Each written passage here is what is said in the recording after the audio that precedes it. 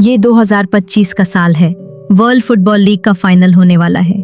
जगह है स्टेडियो दला सुम्ब्रा, एक ऐसा स्टेडियम जिसके बारे में मशहूर है कि वहां कभी एक हादसा हुआ था और तब से वहां अजीबो-गरीब चीजें देखी जाती हैं। कई खिलाड़ियों ने वहां खेलने से इनकार कर दिया, लेकिन फाइनल अब तय हो चुका था। रात 8 बजे मेसी ने स्टेडियम में कदम रखा। रोशनी कम, अजीब सी खनकी और ग्राउंड पर हल्की हल्की धुंध छाई हुई थी। रोनाल्डो भी जल्दी पहुंच गया। दोनों ने एक दूसरे को देखा, सर हिलाया और अचानक स्टेडियम की तमाम लाइट्स बुझ गईं। क्या ये किसी ने बंद की है? रोनाल्डो ने मैनेजर से पूछा। नहीं सर, जेनरेटर सब ऑन है, असिस्टेंट कपकपाते लहजे में बोला। पीछे से एक साया सा नेमूदार हुआ। वो आहिस्ता आहिस्ता स्टेडियम के सेंटर तक आया। इसके हाथ में एक पुराना फुटबॉल था, खून से लथपथ। ये तुम्हारा ग्राउंड नहीं है, साया बोला। मेसी ने कदम बढ़ाया। तुम कौन हो? साया हंसा।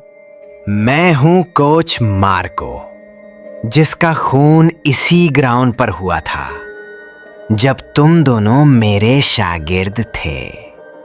रोनाल्डो का चेहरा जर्द हो गया। ये मुमकिन नहीं, वो तो मर चुका है। साया चीखा।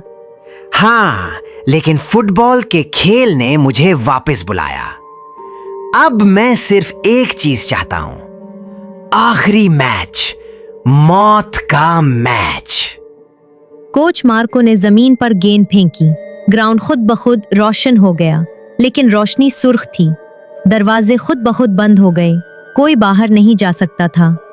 अगर जीत गए तो सब आजाद, अगर हारे तो हमेशा के लिए मेरे साथ। मेसी और रोनाल्डो ने एक दूसरे को देखा। दुश्मनी एक तरफ, अब बका का सवाल था। मैच शुरू हुआ। हर कदम के साथ जमीन से साए निकलते, हर किक पर माजी की चीखें गूंजती। गेंद जैसे जैसे आगे जाती, जमीन खून में रंगती जाती। रोनाल्डो ने एक लंबी किक मारी, गेंद फजा में गई और अचानक गायब। ये खेल नहीं, ये लानत है, मेसी चीखा। लेकिन तभी एक आवाज आई, सच्चाई के साथ खेलो और निजात पाओ। मेसी ने अपने दिल की सुनकर खेलना शुरू किया। रोनाल्डो ने अपनी ताकत की बजाय होश से किक लगाई। दोनों ने मिलकर गोल किया। जिन्ही गेंद जाल में गई, स्टेडियम हिलने लगा। साया चीखा। नहीं, तुमने खेल को जीत लिया। और वो आग में बदलकर गायब हो गया। दरवाजे खुल गए, रोशनी वापस आ गई और एक नए दिन का आगाज हुआ। पुतम। मेसी और रोनाल्डो ने उस दिन सीखा कि फुटबॉल सिर्फ खेल नहीं, ये रूहों को भी जगा सकता है। इसके बाद वो स्टेडियम कभी नहीं गए, लेकिन रात को जब हवा चलती है, कोई गेंद के लड़कने की आवाज अब भी सुनाई देती है। अगर आपको ये कहानी पसंद आई है तो चैनल को ज़रूर सब्सक्राइब करें ताकि ऐसी मज़ीद दिलचस्प कहानियाँ आप तक पहुँचती रहें।